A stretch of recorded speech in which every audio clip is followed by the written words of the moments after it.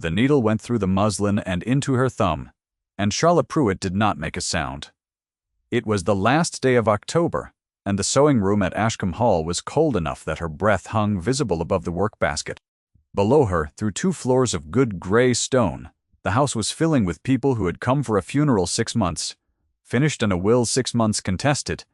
She could hear the carriages, she could hear the footmen, she could hear, quite distinctly, Lady Bracewell in the hall below, saying the thing she had been saying since June.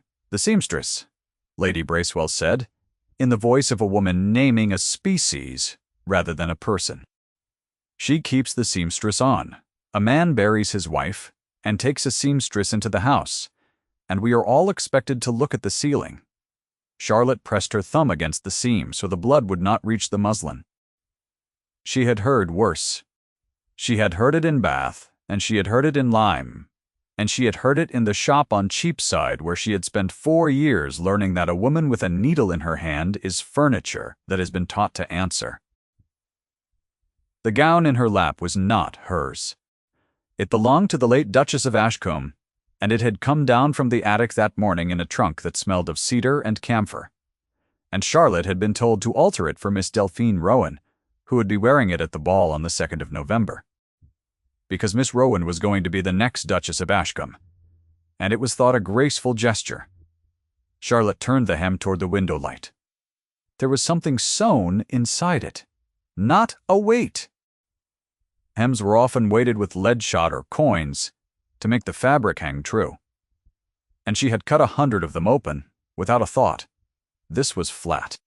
This was paper, folded into quarters and stitched in with a hand that had used a running stitch when a backstitch would have been correct, which meant the hand had been hurried, or frightened, or both. She held the hem in her 2 hands for a long moment, and did not open it. Because whatever a woman sews into her own hem in secret is not a thing a seamstress is permitted to find. Downstairs, a door closed. A man's boots crossed the marble unhurried and stopped. She knew the sound of those boots. She had learned it without meaning to, the way one learns the sound of weather. What she did not yet know was that the paper in her hands would take 4 days to speak, and that when it spoke, it would empty a ballroom of every certainty it had. Stay with her a little while. Some stories ask you to wait for the thing they are building, and this is one of them. Charlotte Pruitt was 24 years old, and she had been at Ashcombe Hall since the 5th of May, which was 3 days after the Duchess had been put into the ground. She had not been hired for the funeral. She had been hired by letter, in April, by the Duchess herself, and the letter had specified a seamstress who could work fine white work and keep her own counsel, and it had offered a wage that was nearly double what the work was worth.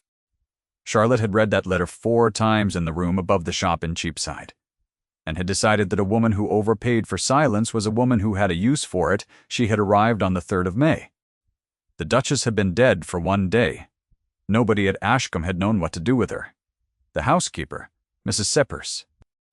Halliday, a square and unhurried woman of 60 with hands like a bricklayer's, had looked at the letter, looked at Charlotte, and said that a thing paid for was a thing owed, and had put her in the sewing room on the 2nd floor, and had brought her mourning black to hem for the household.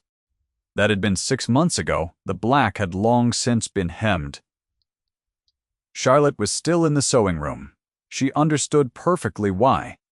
She was a bill the house had already paid, and did not know how to send away without admitting it had been sent for at all. The Duke of Ashcombe was named Julian Hartsent, and he was 34 years old, and in 6 months he had spoken 11 sentences to her. She had counted. It was the kind of thing a woman counts when she has nothing else to spend. The first had been on the 9th of May in the corridor outside the gallery, when she had stepped back to let him pass, and he had stopped instead and said, "You were sent for. Not a question." She had said, "Yes, Your Grace." He had looked at her for a moment that went on 1 beat past the length that a duke looks at a seamstress. Then he had said, "Do not let them put you in the north wing. It does not heat," and had gone on. She had thought about that sentence for a week. She had taken it out at night, the way one takes out a coin to see whether it is real. In the end, she had put it away and decided it had been nothing, because her mind had a rule, and the rule was that men of that height and that name did not notice women of her height and her wage. And a rule that had held for 24 years was not to be overturned by one sentence in a corridor. Her wound was very simple, and she would not have named it aloud if she had been paid to. Her father had been a linen draper in Lyme with a good shop and a bad partner. And when the partner had emptied the accounts and gone to Ireland, her father had sat down at his own counter and had not got up again for 3 days. He had died in November of a thing the doctor called a decline. Charlotte had been 19. At the funeral, her father's cousin had stood at the graveside and said to another man, not quietly enough, that it was a pity about Charlotte because she had been raised for a parlor and would now be fit only for a workroom, and there was no way back from a workroom. There was no way back from a workroom. She had believed it for 5 years. She had built her whole quiet life on top of it like a house on a stone. The house was full because of the contest. The late Duke, Julian's father, had left an estate under an entail so old that 3 separate solicitors had described it to Charlotte's certain knowledge as a piece of medieval spite. The entail passed Ashcombe to the eldest legitimate son, and then, failing a son of that son, to the nearest male heir of the body of the second son.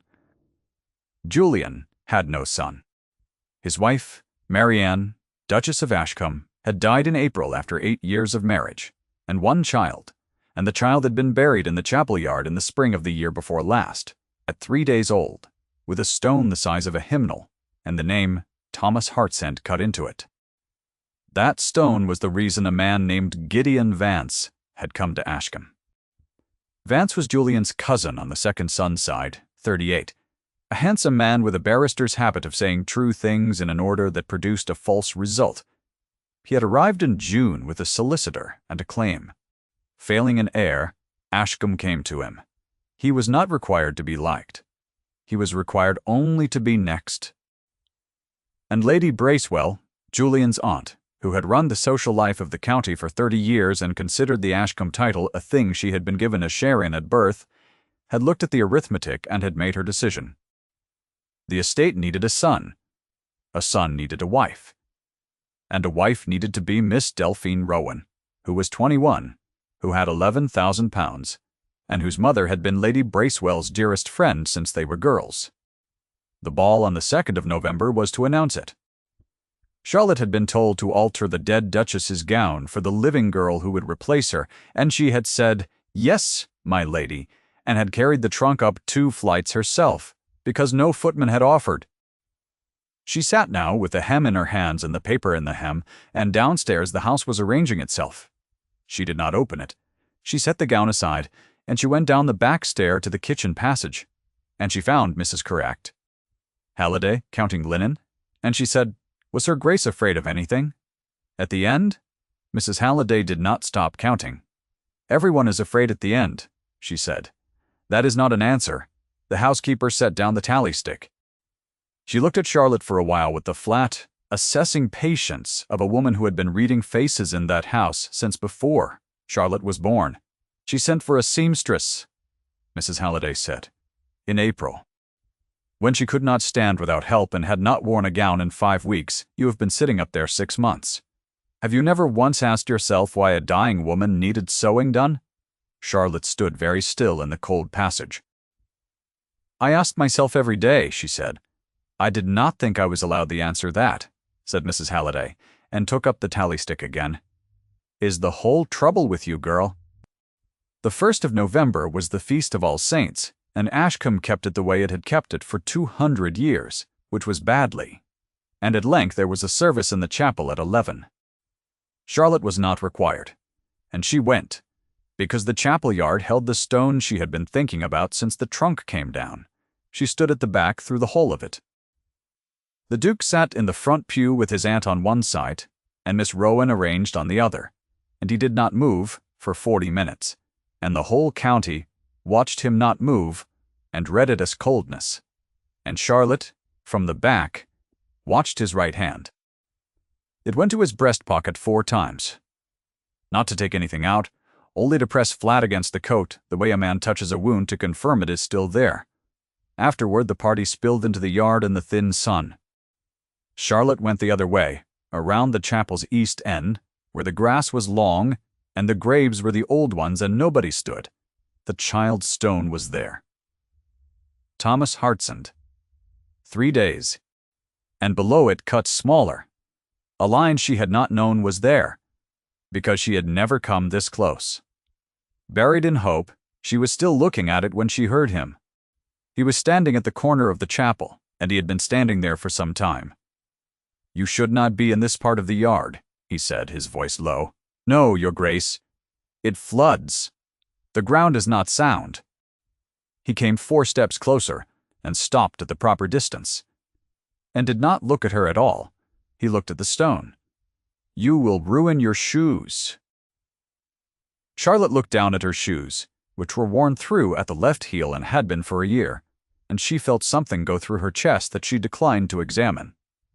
"They are already ruined, Your Grace." "Then get new ones," he said. "The house will stand it." It was a command. It landed like a stone dropped in a well. She heard in it only that the Duke of Ashcombe found her shoes an embarrassment to the estate, and her face went hot, and she said nothing at all. He stood there a moment longer. His hand went to his breast pocket and pressed flat, and came away. "Miss Pruitt," he said. She had not known he knew her name. "The gown you were given," he said. "The white one, from the attic." "Yes, Your Grace, do not cut it," he said. And he turned and walked back around the chapel to the people who were waiting for him, and left her standing on ground that did not drain, in shoes that were already ruined, with her heart going in her throat like something trying to get out. "Do not cut it." She carried that sentence up 2 flights of stairs and set it down beside the 11 others. She did not sleep. At 2 in the morning she lit a candle and took the gown into her lap, and turned the hem to the light, and looked at the running stitch that a dying woman had put in with hurried hands, and she thought that he had told her not to cut it because he knows it is his wife's. "He told me not to cut it because a man who has buried a wife does not want a stranger's scissors in her hem. That is all. That is all it is." And then she thought that he could have told Lady Bracewell not to give it to me. He is a duke. 1 sentence. And the trunk goes back to the attic. He did not say that sentence. He said the other one. To me, in a graveyard, with his hand on his coat. She sat with the candle burning down, and the cold coming through the window, and the wrongness of it sitting in her like a swallowed stone. At 4 o'clock she put the gown down without opening the hem, and she went to the writing slope she had brought from Cheapside, and she wrote a letter. She addressed it to Mr. Comery, Edward Salt, solicitor of Dorchester, whose name she had read on a document left face up on the library table in July, when she had been sent to mend a curtain tie, and whose name she had remembered because she remembered everything, because remembering was the only property she had ever owned. She wrote 7 lines. She asked whether an entail could be defeated by a document, and what kind of document, and who was permitted to bring one forward, and whether a woman in service could bring one forward at all. She did not sign it. Charlotte, seamstress, she signed it, C. Pruitt, and she gave the postboy 6 pence of her own money, which was 1/5 of what she had, and she watched him go down the drive in the dark. She had no idea what she was doing. She had only the fact of the paper in the hem, and a sentence in a graveyard, and 6 months of a house that had never once explained itself to her. That was the morning of the 2nd of November. That afternoon, Miss Delphine came up to the sewing room to be fitted. She came with her mother and without Lady Bracewell, and she was, Charlotte was obliged to admit, a genuinely lovely girl with a soft chin and good manners, and the specific unclouded confidence of a person who has never in her life been told to wait in a corridor. She stood on the block and let Charlotte pin the bodice, and said please and thank you at every pin. Then her mother went out to speak to a footman, and Miss Rowan looked down at Charlotte kneeling at her hem with pins in her mouth, and said, in a perfectly kind voice, "You mustn't mind Lady Bracewell. She calls everyone something. I am the country mouse. You are the seamstress." She smiled. It is only her way. Charlotte took the pins out of her mouth. "Yes, Miss Rowan," she said. "He is very cold, isn't he?" Miss Rowan said. And it was not a question either. She was looking at herself in the glass. At the dead woman's gown taken in at the waist for a living girl. "My mother says all the good ones are, she says it goes away after the first child." Charlotte put a pin through the muslin and felt the whole architecture of the thing settle onto her chest at once. This girl was 21. This girl had been told her entire life that she was the correct answer to a question, and she had been brought here to be the correct answer. And nobody in the house had asked her one single thing about what she wanted. And she was standing in a dead woman's gown, being pinned by a woman who had found a secret in its hem. And she was being kind about it. "Miss Rowan," Charlotte said.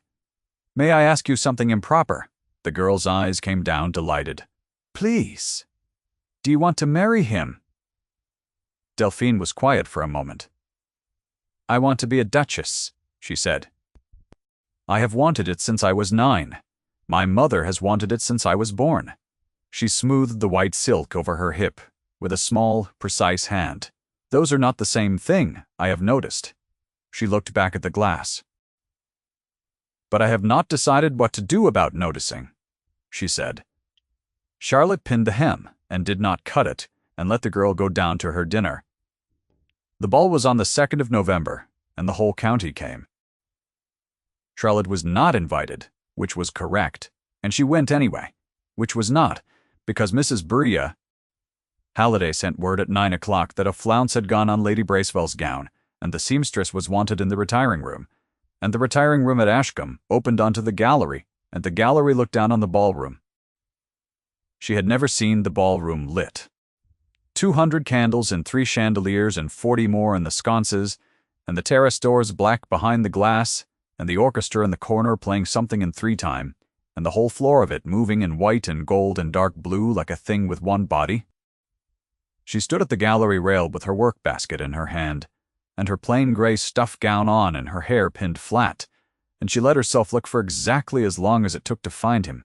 He was at the head of the room not dancing, and Miss Rowan was beside him in the dead woman's gown, and Lady Bracewell was beside them both with her fan held a half-inch too high, and the county was arranged around them in a curve like iron filings. And Vance was standing by the terrace doors, watching all of it, with his hands behind his back, and the expression of a man reading a ledger that is going to balance. Lady Bracewell's flounce took 4 minutes.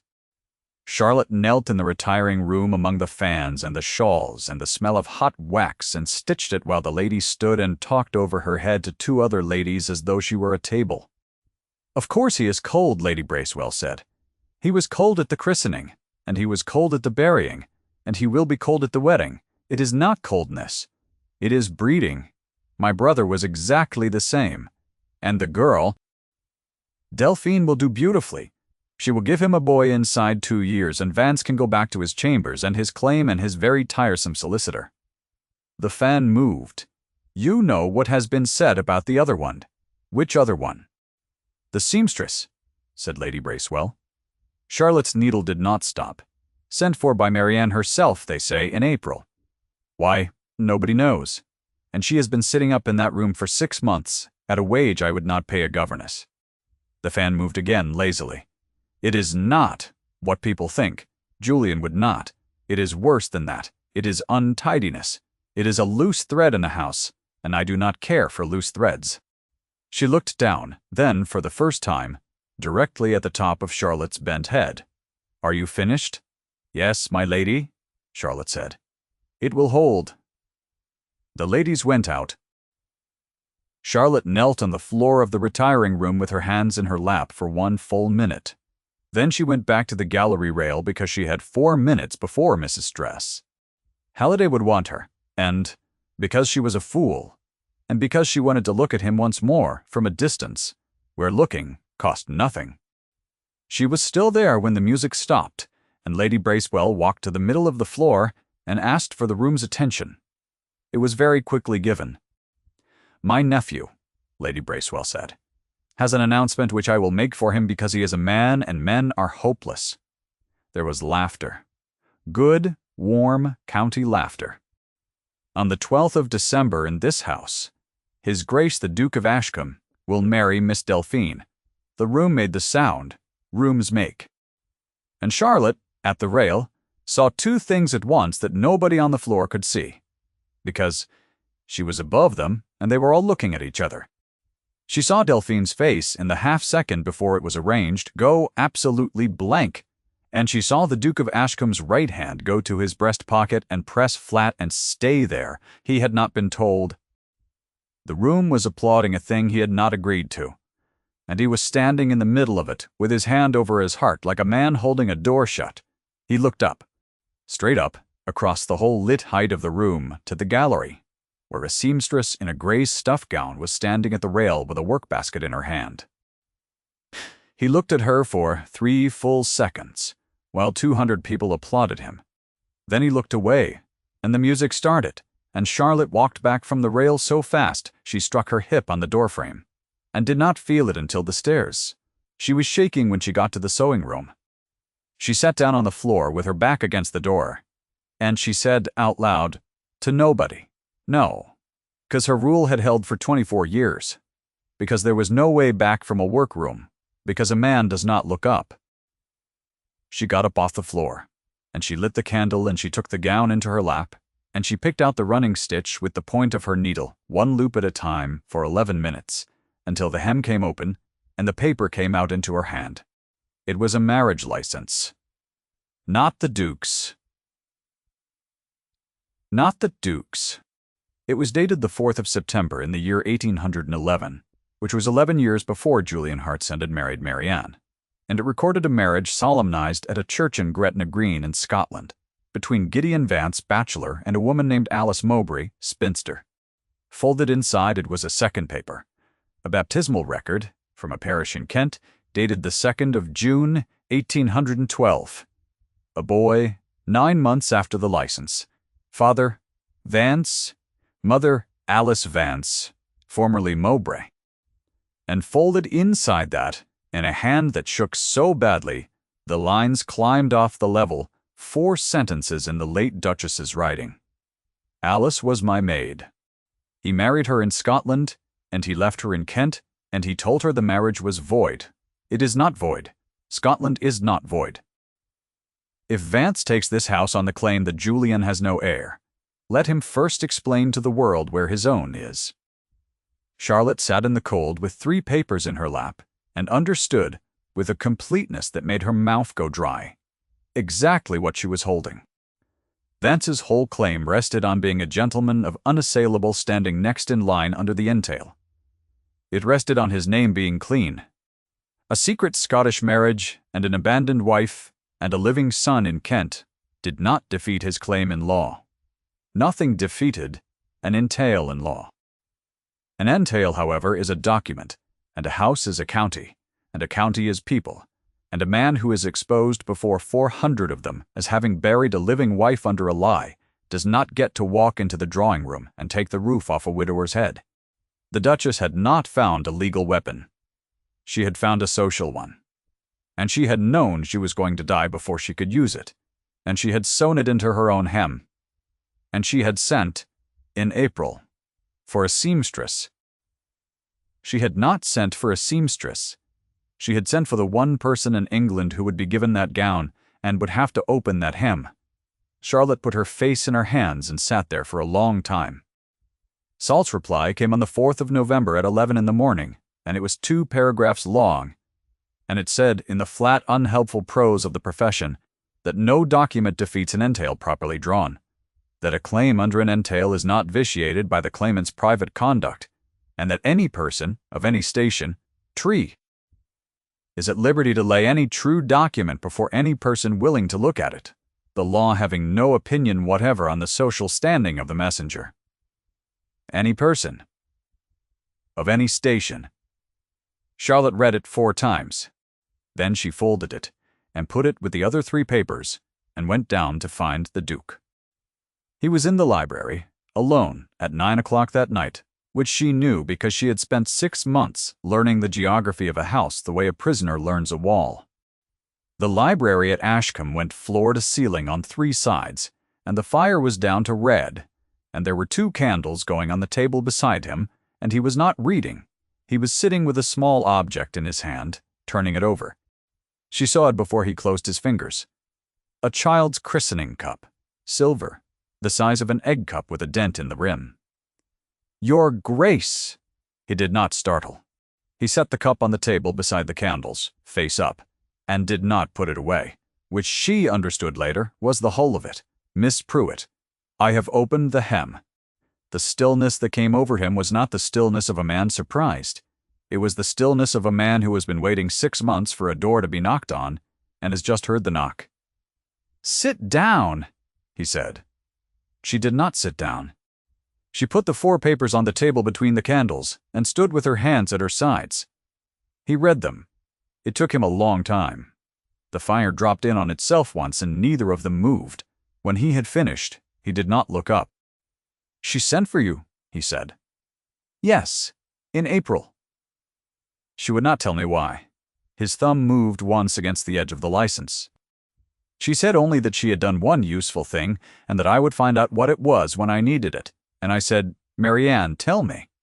And she said no, because you would go straight to Gideon with it and hand it back to him out of decency. And I have not the strength left to argue with your decency. He stopped. She was right, he said. That is what I would have done. In April I would have done it, Charlotte said. And now, Your Grace? He looked up at her then. Now, he said, I have watched my aunt announce my marriage to a girl of 21, who went white when she heard it, in front of 400 people, in my own house, without asking me, because she has decided that the estate requires a boy, and that I am the machinery for producing one. His voice did not rise at all. That was the frightening part. And I find that my decency has a floor, and that I have reached it. The candles moved. He put his hand flat on the papers.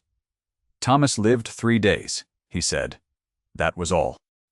He did not explain it, and she did not ask, and it went into her like a knife because of the flatness of it, because a man does not say a thing that way unless he has said it to himself 10,000 times in an empty room.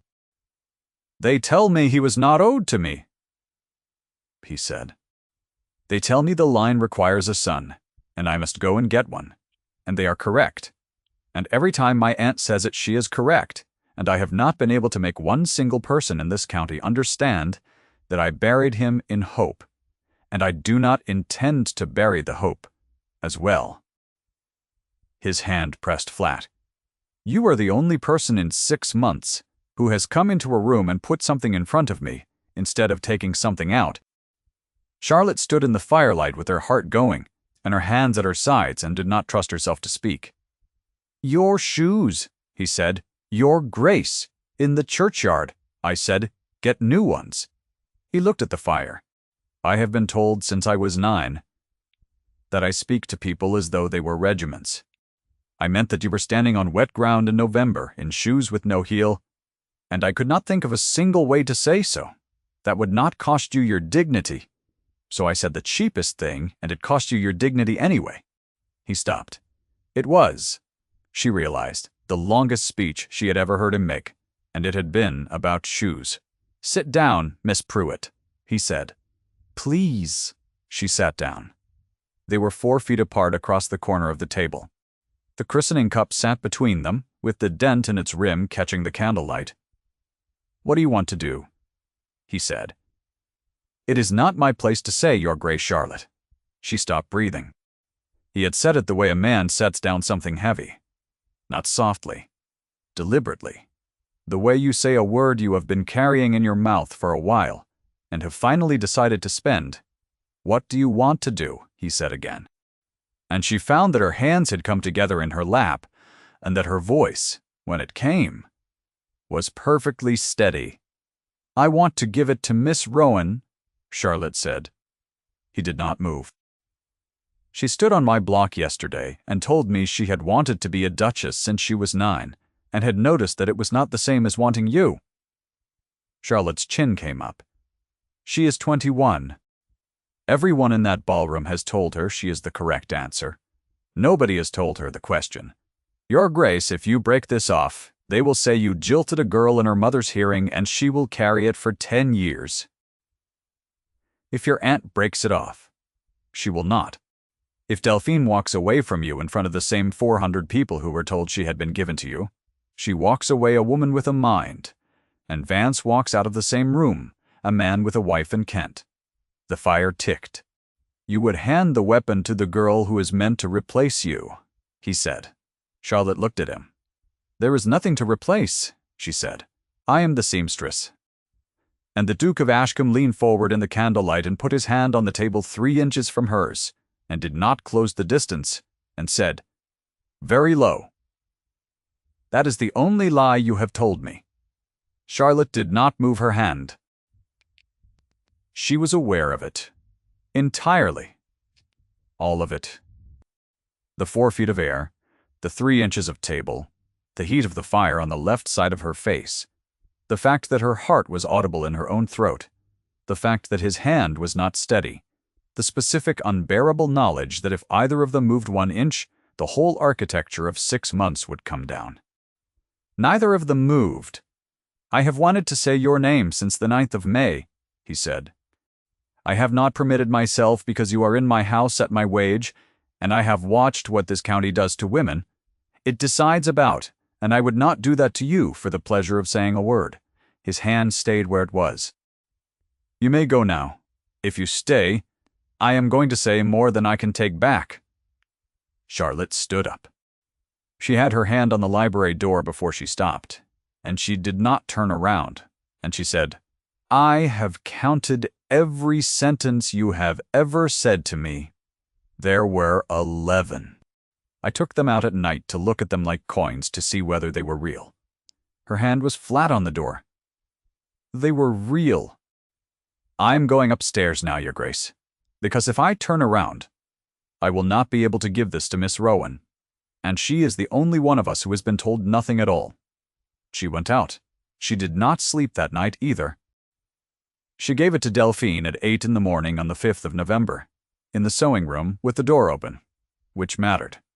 The girl read the license and the baptism and the 4 shaking lines, and did not say anything for a long while. Then she folded them and gave them back, and looked out the window at the drive. Why me? She said. Because you noticed, Charlotte said.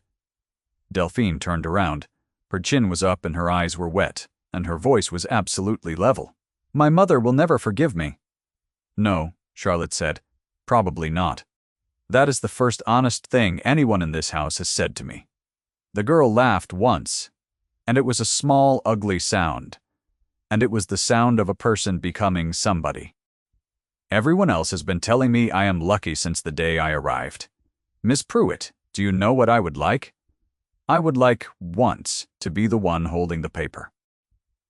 Lady Bracewell held the dinner on the 9th of November in the great dining room, at the table that seated 30 with the county's whole apparatus arranged down both sides of it, and Vance at the Duke's right hand, because Lady Bracewell believed in keeping a rival where the room could see him lose. Delphine sat where the future Duchess of Ashcombe sat. Charlotte stood against the wall by the service door in her gray gown, because Delphine had asked Mrs. Halliday for a seamstress to stand by in case of a torn flounce, and Mrs. Bratt. Halliday had looked at her for a moment and said, dry as a bone, that the house had a seamstress, and the house would provide her, and had put Charlotte 4 feet from the table. The soup went out. The fish went out. Lady Bracewell rose with her glass at the 6th remove and said that she would say a word about the 12th of December. It is a match, she said, that the 2 families have desired for 20 years.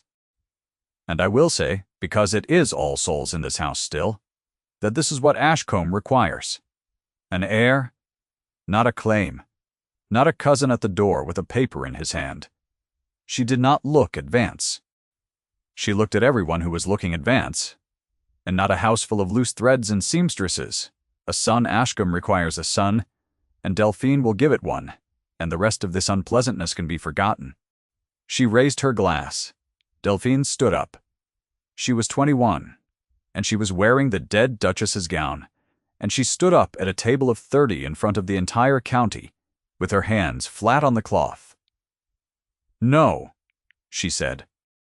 The room went absolutely silent. A footman stopped mid-step with a dish in his hands. I release his grace, Delphine said. Her voice cracked once on the first word, and did not crack again. There will be no marriage on the 12th of December. I am not going to be given to a man as a machine for producing an heir, and I am not going to sit in this house at this table while you call the settlement of an estate an unpleasantness. Her mother said her name. Delphine did not look at her. Lady Bracewell says Ashcombe requires an heir and no claim. She took the papers out of her reticule and unfolded them on the cloth in front of 30 people. Mr. Vance, in the year 1811 you married Alice Mowbray at Gretna Green. In 1812 she bore you a son in Kent. She is living. He is living. You told her the marriage was void.